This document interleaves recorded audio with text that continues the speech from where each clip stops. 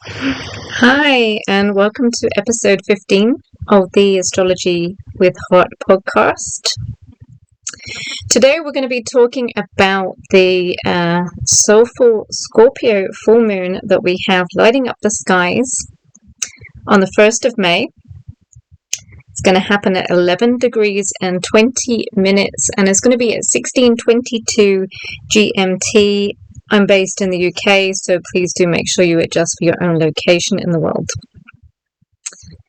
This particular full moon, well, Scorpio, as you may have heard, is already a very powerful and intense sign, but it's actually going to be squaring Pluto in Aquarius, which is its ruler, and also with a conjunction there with the asteroid called Juno. So I'm going to talk about that in a little bit more detail.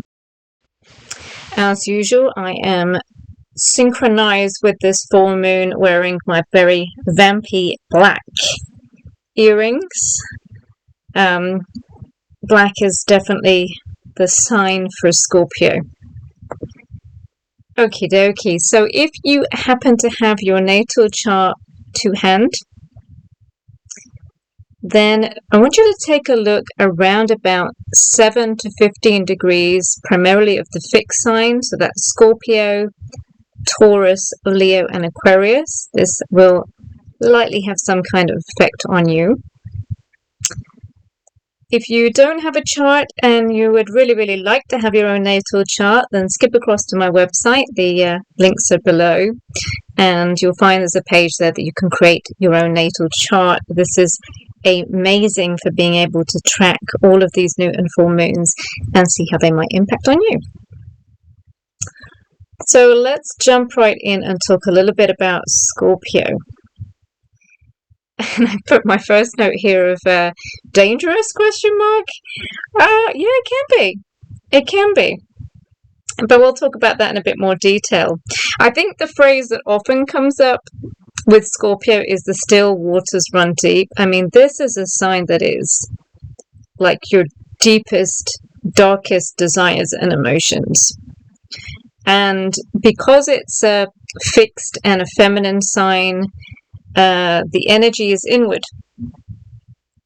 So it's not an outwardly expressing emotion. It's the emotions are held, the emotions are managed, the emotions are controlled. And oftentimes those emotions are connected to a sense of power. Now, in a very healthy form, this is empowerment.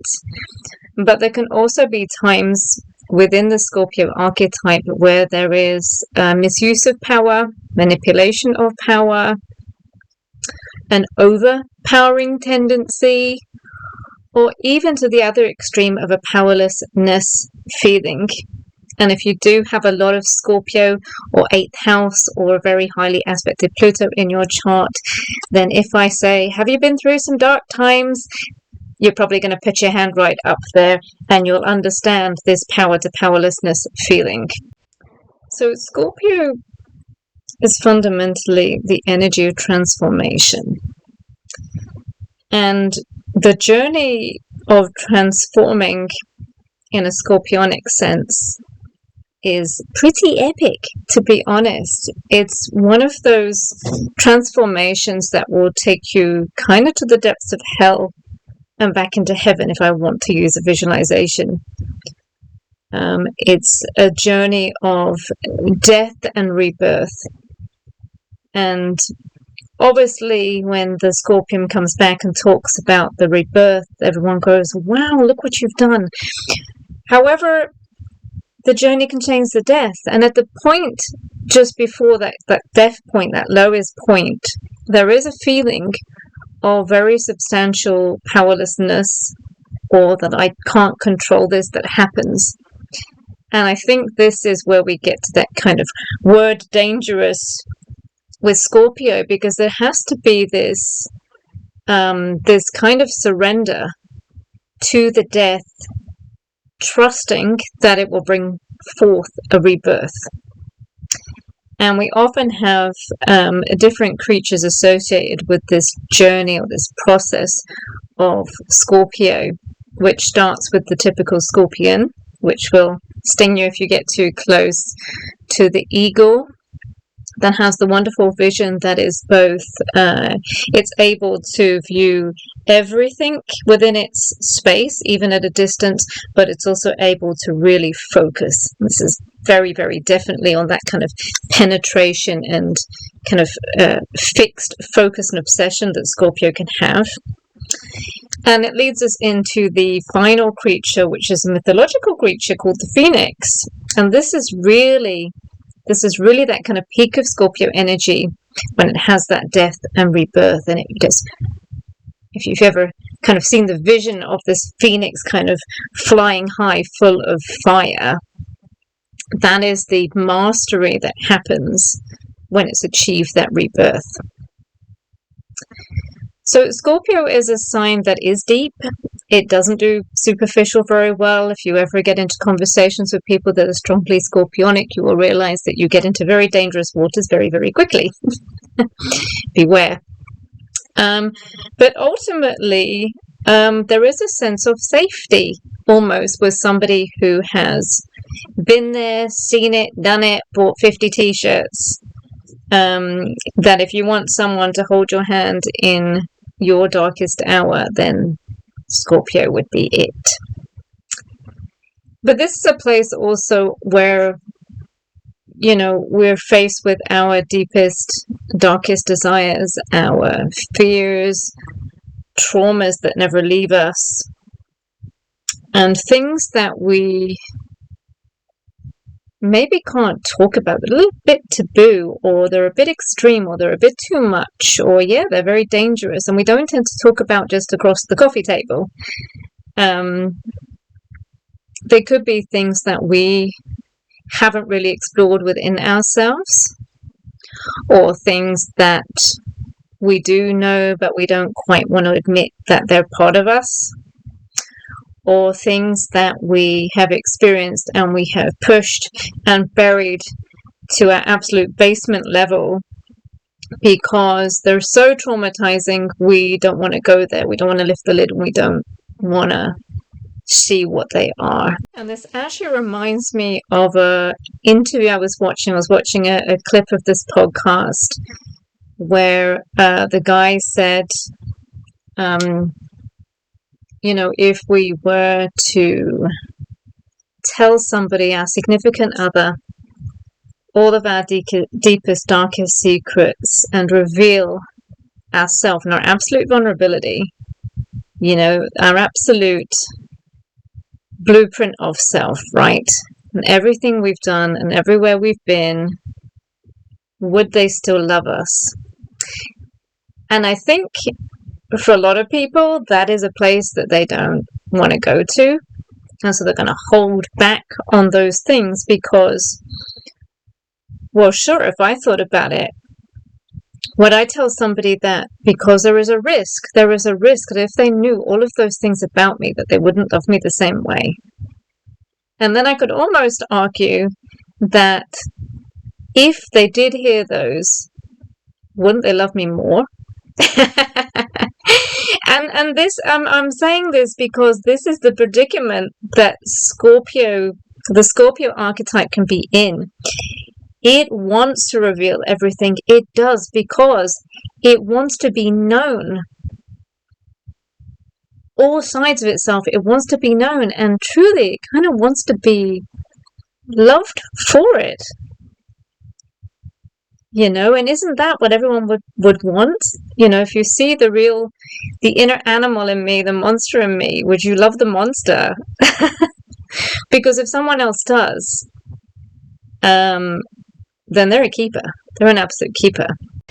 I always find it quite interesting with this sign, this relationship between truth and secrets. There is definitely a mystery around Scorpio. You know, almost like I need to hide certain things.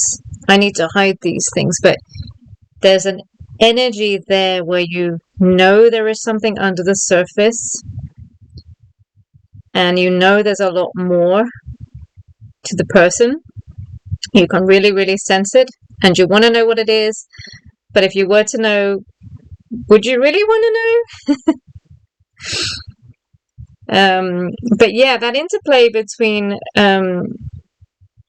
kind of holding things, keeping secrets, and truth.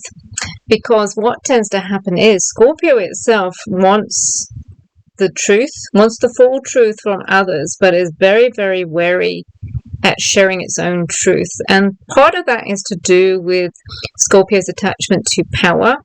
I am in a power position if I know you, but you don't know me. I'm in a powerful position if I understand where you're coming from and what you're going to do and where you're at all the time, but you don't know where I'm coming from. So I'm in this position of power all the time.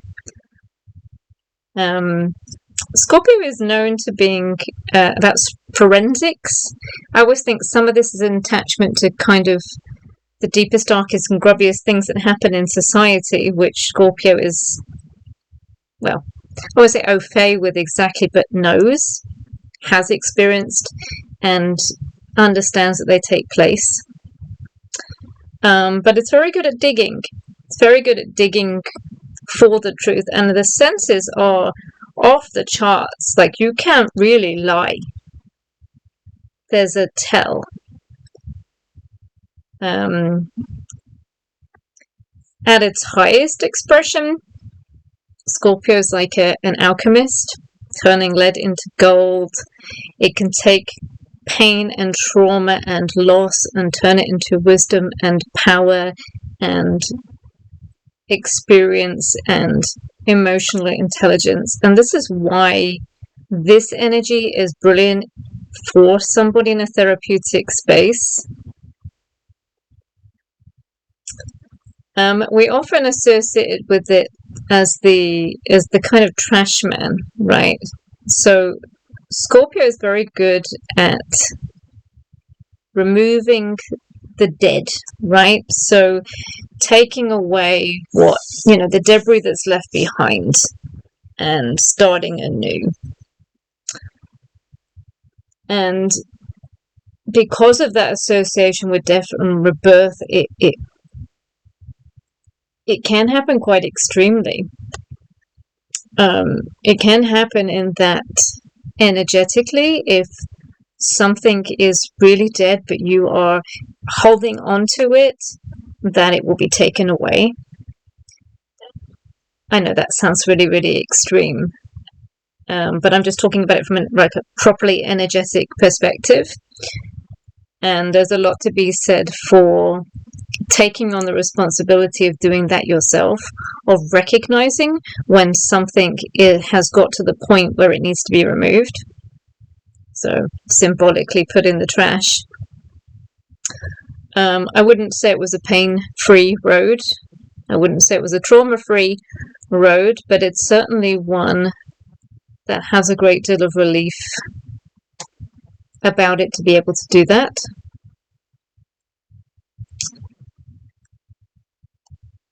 And that kind of leads me on to Scorpio being the shaman, the healer, the therapist, the one that understands what can happen in life, the one with that psychological kind of piercing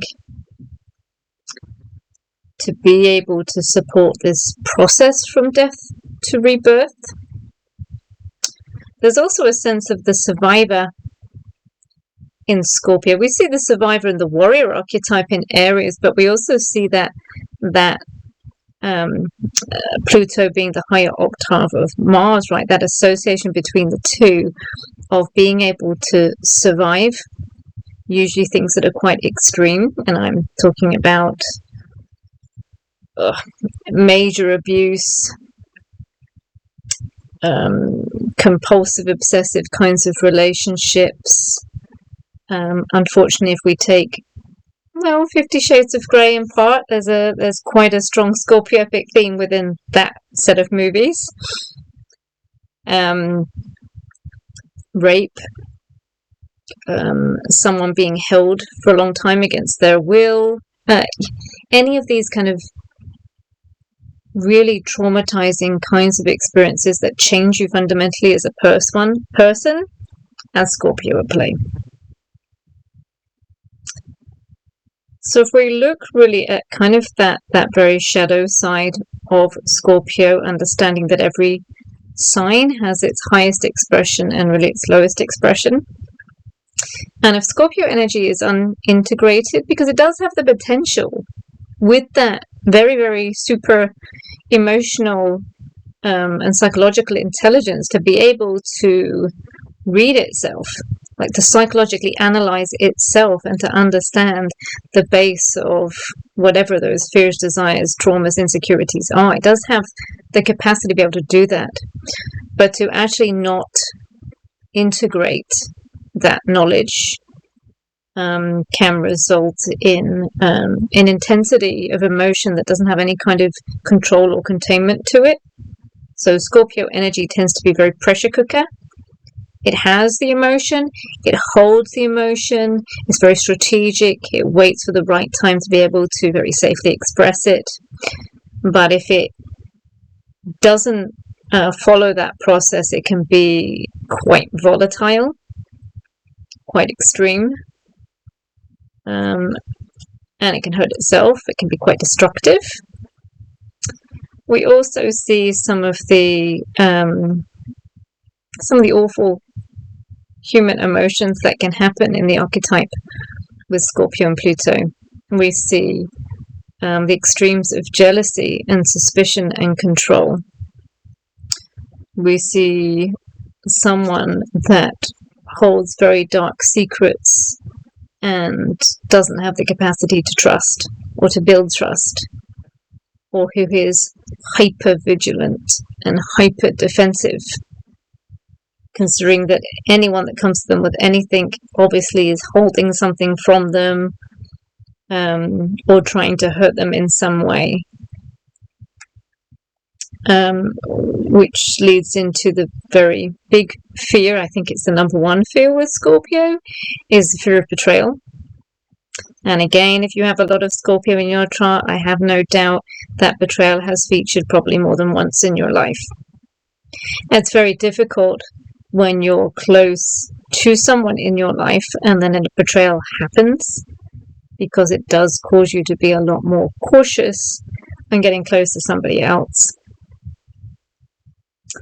I want you to bear in mind that this is a fixed sign, and with all of the fixed signs, they do tend to hold on to things for a long time. They are pretty loyal, and there's a longevity about it, which creates the potential for a lot more vulnerability if that trust and that familiarity of that course of time is lost and broken. I think that Scorpio fears being powerless, not having control in a situation, seeing something happen and being completely unable to stop it. And a couple of years ago, I was in hospital. I actually had an unexpected heart attack, and my dad showed up, and my dad, being a very Pluto in the first house, like very Mars and Scorpio, very strongly Plutonian signature to my dad, who very much needs a sense of control in his life, watching me basically say, I think I'm going to die. I think this is it for me. And I want you to imagine, if you're a parent, having your child in a position where you don't feel you have the control to be able to help them or do anything to stop something that might happen. That's the kind of lack of control and lack of power that I'm talking about. I do think that due to that kind of depth of emotion, there can be emotional extremes and emotional kind of dramas and almost like a crisis point. Again, linking back to that kind of that intensity not being managed or controlled or being released in a safer space. So now that we have a little bit of an understanding of Scorpio/Pluto energy, let's talk a little bit about this full moon that's coming up, right? It's coming up on the 1st of May. And with this full moon, we have the moon in Scorpio opposite the sun, 180 degrees in Taurus. So we have an axis between these two signs, both fixed signs. We often call this axis the financial axis, but it's also one that relates to loss and gain and possession and surrender. So to understand this kind of balance point on this axis, it's a good idea for us to also understand a little bit more about Taurus energy. So Taurus is fixed earth sign. It's very much related to the natural world, the seasons, the soil, farming, crops. Again, it does have a link into survival. It's also about procreation and the creation of our offspring. Again, that's the survival relationship. It's a sign of slow, steady, patient, ploddy progress. It favors feeling secure and stable, and often associated with the kind of physical and the materialistic. So it's a sign that would have a tendency to build and invest in finances and anything that makes it feel stable. Like, I've got a house, I've got my car, I've got this, I've got all my kind of ducks in a row. I'm good, I'm rooted in my life. And I often call this kind of the house of gains. So this is the house where we start to build. You know, we build up our finances, we build up our possessions, we build our sense of self-worth and our security. And it's almost the opposite in that Scorpio is kind of about the loss. It's about the surrender. It's about the acceptance that whatever we have, we can lose. You know, we live life, we have life, but we can die. And it understands that that process gives us this kind of cycle of life and death. So what we kind of take on in Taurus, we release in Scorpio. What can happen with the Taurus archetype is it can be very stubborn and very possessive and really hold on to things and have a tendency to hold on to things for a lot longer than it should. And I think this is where the two signs can work really well together, where there's a bit of an art of understanding when something has gone beyond its point of value. And I say value very purposely, value being a Taurus word. It's ruled by Venus, the inner nature of Venus. So a recognition of when something has lost its worth or lost its value, and this is a time for it to go. This is a time for us to release or surrender it. And also an understanding with Scorpio of what is causing fear or what is causing a block of fear, because Taurus can be very comfortable. I've got what I got, I know what I got, I'm not prepared to let go or change it, I'm sitting in my space of comfort. And this space of comfort can be very limiting because it restricts their kind of evolutionary path. And Scorpio there almost says that yes, to acknowledge the fears, but to kind of do it anyway. To not let those fears restrict your evolution, to not, like your soul journey, to not let those fears limit your life. I mean, Scorpio knows that whatever you own in this physical realm is never really yours. And I think that's quite a very high level intelligence to know that. And not just know that, but to be able to make those adjustments in your day-to-day life, because, you know, a lot of things are socially and culturally set, if you think about it.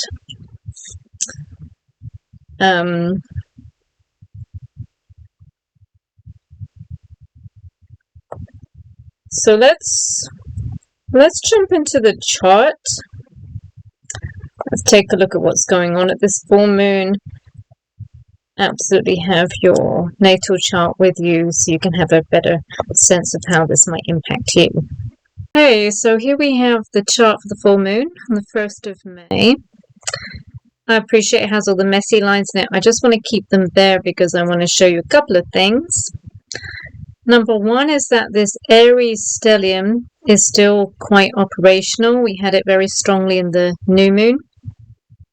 So we've still got Neptune, Saturn here in a now separating conjunction. And then just after that, the Mars is still in Aries.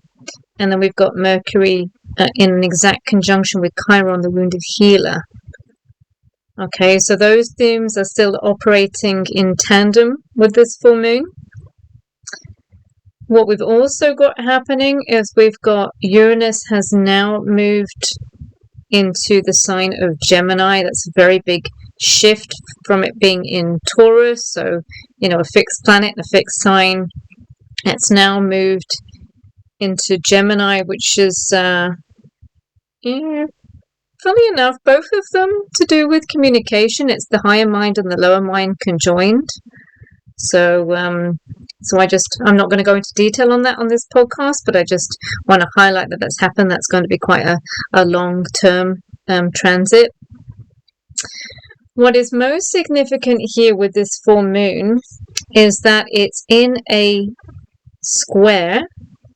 So it creates a T-square to Pluto in a conjunction with Juno. And Pluto is the ruler of Scorpio. And that's quite significant. And if you do have your natal charts with you and you've got planets that fill in the missing leg up here, so if you've got something in the, you know, maybe, I don't know, about 2 to 10 degrees of Leo, then whatever planet or point you've got here is going to complete and create a fixed grand cross. So just keep an eye on that. Usually when we've got fixities like this in challenging aspects, it's something's got to give. And with the fixed signs, it can be very stubborn. They want to sit there and they don't want to move. They're not like the mutable signs. They're a little bit more fluid. Something is going to break and something needs to give. So this full moon here with a square to Pluto and Aquarius, and I always think the relationship between Aquarius and Scorpio is very interesting, and I know quite a lot of people that have squares between planets in these signs, and there has a tendency for very similar expression to happen. Something here is extremely emotive and deep, but is highly controlled but felt. This challenge to Aquarius is, yes, I feel all of this, but I can't display it. I need to be, my demeanor needs to be almost expressionless, right? It needs to be calm, easy, social, more airy, not as deep. So there's often this feeling of, this is what I'm seeing, but this is what I'm feeling. And I wonder if that is something that we're going to see. I wonder if we're going to see that there is something here that needs to be stabilized and emotionally managed, but at some level, I can't express that, or I need to be giving the outward impression that everything's good. Another expression is what I call the shit hits the fan. Aquarius definitely has a way of shaking things loose. This is a progressive sign. This is a sign that wants forward momentum. You know, in a square with a sign that wants to remove the dead wood and transform. So if we've been sitting Taurus in something too long, something that's really way gone past its expiry, doesn't have the same value or depth, or maybe the trust is gone, maybe there's been a betrayal, whatever has gone on here. Pluto here in Aquarius is likely to feel a very, very strong need to liberate, to free itself, to cut, to distance, to disassociate. So it's either going to give the front that everything's good, or maybe it's going to give the front that everything's good, but also sidestep it.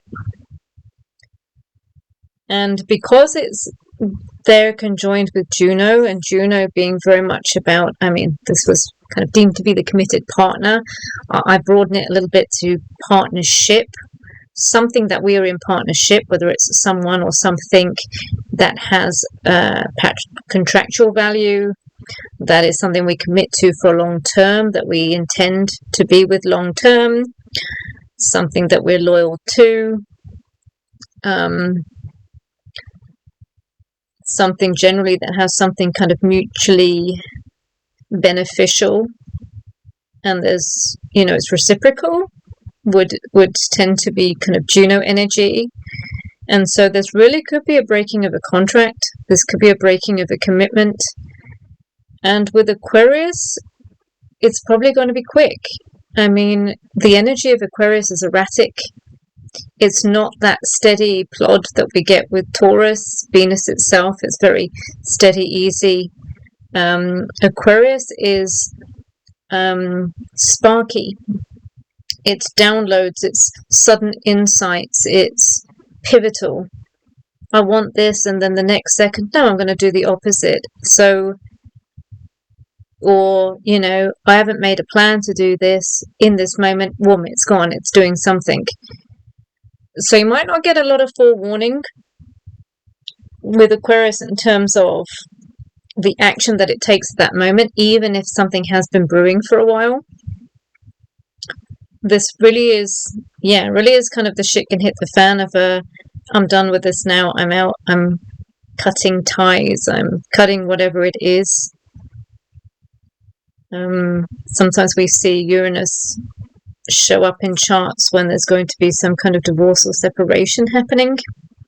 Now, this doesn't necessarily have to be a relationship. I know that Juno is there. It doesn't necessarily have to be, I think it's easy for us to go to, oh, is this going to be my marriage ending? Not necessarily. This could be in a business context. Could be anything that's kind of contractual, committal. Really do take a look at where this T-square is going to fall in your own chart. Perhaps it's somewhere where you've been holding on a little bit too tightly. Perhaps you've been a bit blinkered. You know, Taurus can be a bit blinkered. You know, you've been there, steady, day to day, doing whatever you've been doing. And, you know, emotionally, under the surface, you've been not too happy about it, maybe. And then this comes in, boom, and it's like, I'm done. You know, something's... Because, you know, Taurus doesn't really want change. And in many respects, neither does Scorpio. Scorpio, once it's found what it deeply desires and it's got an intimate connection, it doesn't want that connection to go. You know, when the trust and loyalty is there, and especially when it's got to a point of vulnerability, Scorpio is very, very loath to let go because emotionally it's attached. And it will, in its shadow form, manipulate to maintain that. But Aquarius is a lot more cerebral. It's a lot more logical, practical, neutral. It can, you know, take out emotion of the equation when it needs to do something. So something to think about. At the same time, you know, I said about all these planets happening here in Aries. I mean, yeah, Saturn in Aries can kind of tap the brakes at the same time that the accelerator's on. You know, there is a holding back and assessing the long-term value of it. That's some restraint there. But Mars is now pulled away from Saturn. You know, there's a 7-degree orb in there. It's pulling away, and it's not really close enough to Mercury either. So Mars is a little bit on its own, and a Mars in Aries is definitely going to kind of amplify the very natural warrior archetype. I can be independent. I can do this on my own. I'm just going to do it. You know, there's the doesn't filter through the mind, doesn't slow down the pace with Aries. It's kind of now. So I think that if something has been brewing, it's going to suddenly spin out at this point.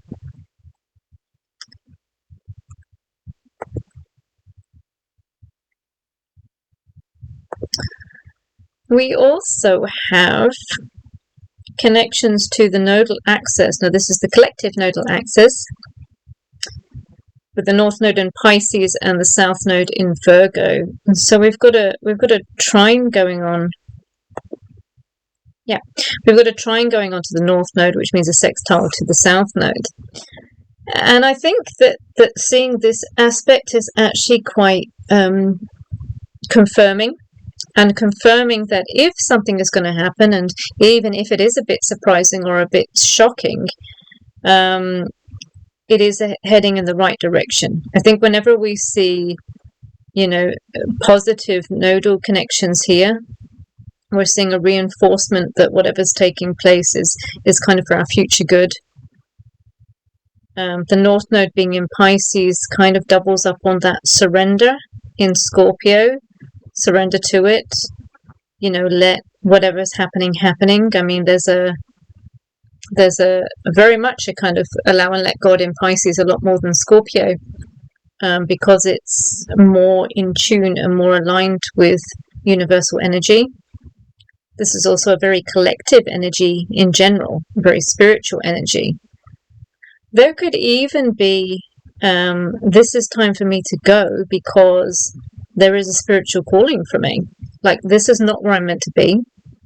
Whatever it is, relationship, business, work, country, whatever it is here, maybe this is not quite in alignment, and I've known about that, and I've just carried on going, and stick breaking camel's back kind of moment. And it doesn't necessarily have to be someone else did something in that moment. It could just be an inner realization that, and especially with Aquarius, you could have a literally a sudden moment where you go, okay, I'm done, and I kind of see my path thought is somewhere else. But I think with Pisces too, there's a little bit of a step into the unknown. I mean, Pisces energy is more felt than seen. It's kind of non-physical. And so there is a bit of a, I've got to step off this cliff kind of way about it. That trust is absolutely amplified too. Scorpio needs to trust that, trust in its emotion that this is right. And, Pisces is trusting in its path. This is the right path for me to take. So there's quite a big energy right now. Really is a big energy. I mean, we've got these inconjuncts too. Inconjuncts are 150 degrees, and they're I mean, actually this is quite significant. This is the moon at the peak point here, with an inconjunct to Venus, an inconjunct to Saturn, and what will happen between those two, there's a sextile. So the moon doesn't have anything in common with Venus. It doesn't have anything in common in Saturn. It's a pretty awkward setup. And what that means is that these two planets here have to adjust. And to be honest, like, moon being in a fixed sign, it's less wanting to adjust anyway. It pretty much wants to sit and attach. And so you've got, Venus here in Gemini that says, I can move. I can move if I can work with Saturn. And sextiles here are opportunistic. They're generally seen as positive aspects, but a little work is needed. So there's an opportunity here, but you've got to do something. You've got to put some action behind it. So, despite, yes, Saturn is in Aries. Aries would be the go-getter. Saturn's definitely going to be a bit of a wet blanket on that. It might drag it a tiny bit, but that might actually be. As always, I like to finish the podcast with a few questions and a ritual. So here are a few questions for you. There's a few more on the blog post, and the link is below for that. So the first question is, where am I holding out of fear rather than love? Where am I holding on out of fear rather than love? Then we've got, what am I afraid will happen if I let myself be fully vulnerable? And the last one is, what is transforming in me right now, even if I can't see the full picture yet? So I'm just going to leave those with you to, what's the word? Simmer in your mind before this full moon. And then I've got one ritual. There's a few more on the blog post. That's the same link as below. But I just want to share this one with you, which is called Shadow Work Journaling. And it's really the act of being able to be very honest about whatever emotion you're holding. Maybe it's a general emotion, maybe it's to do with a particular topic, maybe it's something that you don't feel that you can talk about with someone else. So get your pen and paper and just, go to town, get that emotion out, write it down. Don't edit it, keep it raw. Scorpio energy is very healing when honesty is present. And I would then light a candle. Black is ideal for Scorpio. And just burn it nice and safely, obviously, in the candle. And just kind of really focus, really be, well, I say focus, another Scorpio word, really focus on the candle, really watch as the flames burn it. And that's a really nice ritual there. So thank you so much for viewing or listening.